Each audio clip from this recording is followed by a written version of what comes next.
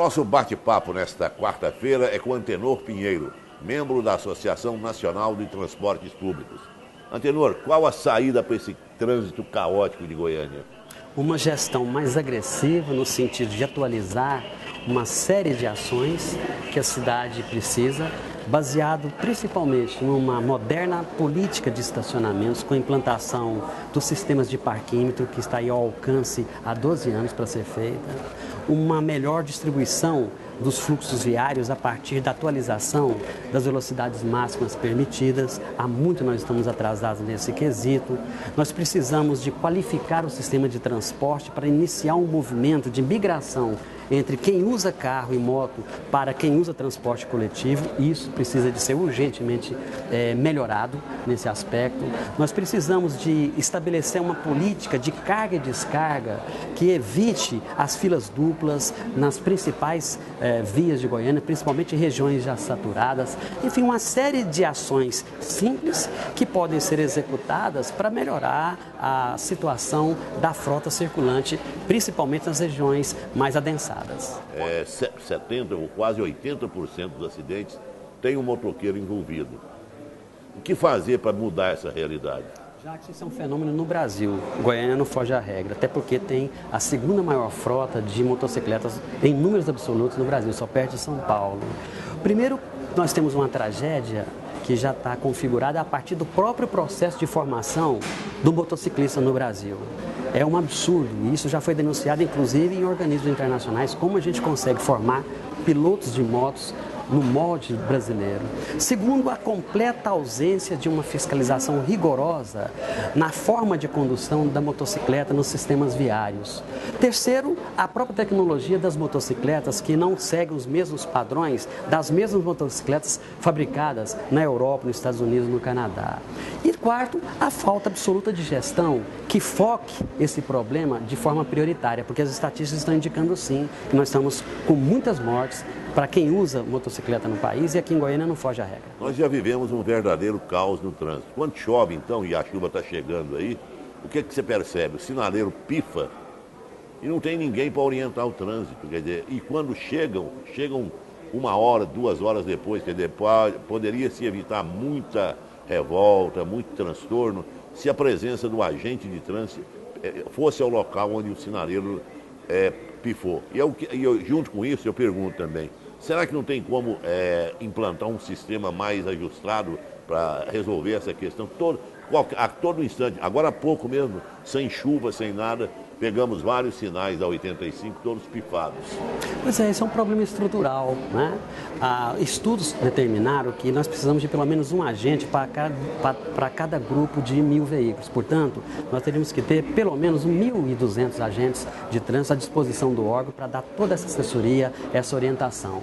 Segundo, que a precarização do órgão não permite que você invista, inclusive, em concursos para suprir essa problemática. A outra questão que eu considero importante é o atraso da tecnologia. Por exemplo, já passou da hora da gente pensar e implantar de forma urgente mecanismos que, em casos de emergência, como quedas de energia, você garanta o funcionamento dos semáforos com no-breaks instalados para que possa garantir a racionalidade na transposição dos cruzamentos por mais 1 ou 2 horas até o restabelecimento da energia. Então, assim, as tecnologias existem, a inteligência existe, o marco regulatório, a legislação existe. O que para mim falta, Jacques, com toda sinceridade e até com uma certa tristeza, é gestão governamental.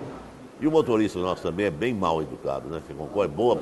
É um motorista brasileiro, né? Quer dizer, o processo de formação do condutor no Brasil é uma tragédia em nível internacional. Eu, particularmente, conheço vários sistemas de formação de condutores, tanto no primeiro mundo, quanto no terceiro mundo, aqui na Argentina, na Colômbia, no México, que são muito melhores do que os nossos. Nós temos a formação do nosso condutor, portanto, absolutamente obsoleta. Pelo relato que você já fez anteriormente, no papel nós temos tudo para resolver as questões de trânsito no país, mas a realidade... O Código de Trânsito Brasileiro, bem como a Política Nacional de Mobilidade Urbana no Brasil, que é fruto do Estatuto das Cidades e de outras legislações correlatas, são referências internacionais, inclusive com elogios de insuspeitos organismos internacionais, dentre eles a ONU e a própria Organização Mundial de Saúde. Portanto, nós temos o diploma legal, nós temos legislação suficiente, nós temos até muita lei para tão pouco povo. O que falta, de fato, é você executar o que Vontade política, né? Vontade política e decisão. Porque recursos também nós temos, viu? Não é problema de recursos financeiros. Mas será que o dinheiro dedicado ao trânsito está sendo desviado para outras coisas? Seria isso?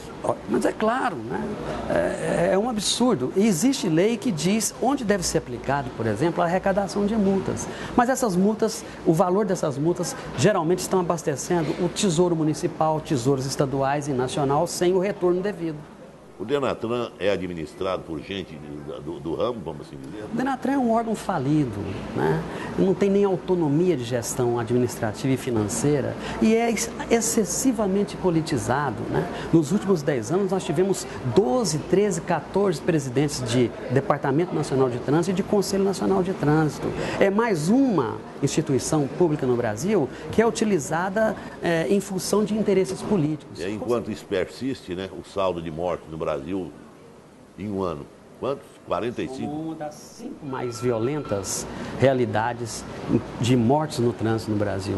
45, 48 mil pessoas morrem ao ano.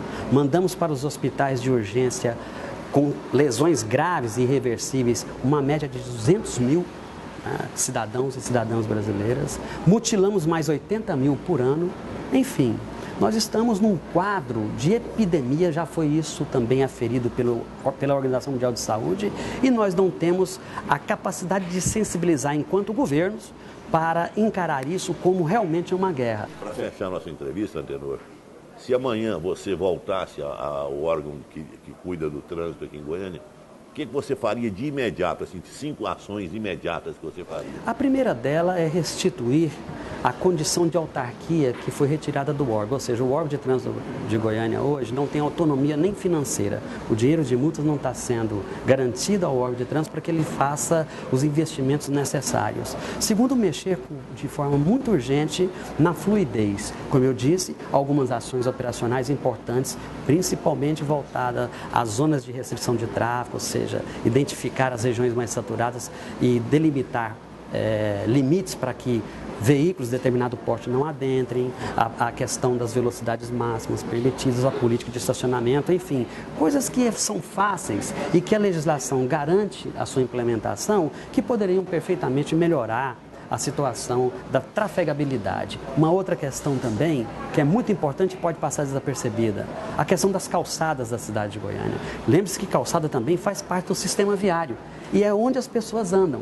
E a maioria das pessoas utilizam. As calçadas de Goiânia são uma tragédia, como de resto no Brasil também. Os sistemas cicloviários precisam ser mais dinamizados. E, consequentemente, nós precisamos de investir com mais rigor no sistema de transporte coletivo, melhorando o funcionamento da rede. Dá para sonhar com o metrô já ou não? Ou precisamos sonhar com o metrô? Qualquer solução que leve ao entendimento do transporte coletivo público é bem-vindo, principalmente sobre trilhos. Mas não há que se falar de metrô, porque a gente nem, por enquanto, porque a gente nem esgotou ainda a nossa capacidade sobre rodas. Nós ainda estamos muito distantes de melhorarmos a funcionalidade, a racionalidade do que nós já temos hoje. Se tudo continuar como está, em quanto tempo nós vamos ter o trânsito de Goiânia travado, literalmente? Eu acredito que nos próximos 3 anos, se continuarmos com essa anemia, essa modesta forma de enxergar a trágica condição, talvez em 3 anos a gente tenha a cidade absolutamente travada. Antenor, muito obrigado pela entrevista e vamos torcer para que essa realidade não ocorra, né? Muito obrigado a você.